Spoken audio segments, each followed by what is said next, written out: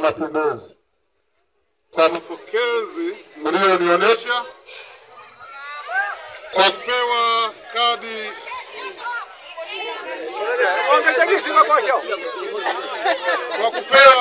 kwa kupewa kadi yenye namba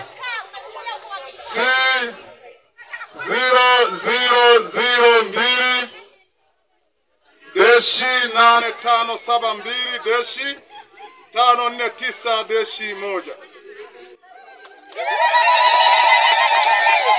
Sasa natosha kusema ya kwamba mimi ni mwanachama mpya wa Chama cha Mapinduzi.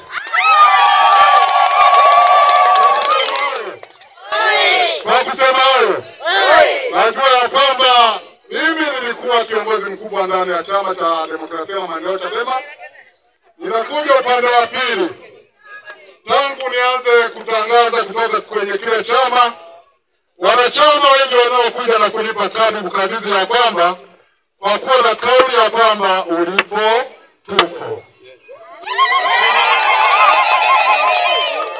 Amina. Mpigaji hapo, ulipo tupo.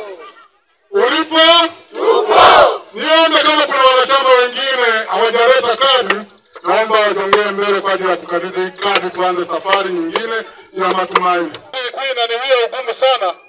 Ukiangalia kila kona, wanaokiunga Chama cha Mapinduzi ni wazazi wangu. Chana unawezaje kusimama na kuwasema vibaya wazazi wako? Yaro na wadagara watu na ganyanya. Nikimbo. Lakini niseme tu kwa viongozi wangu wa Chama cha Mapinduzi.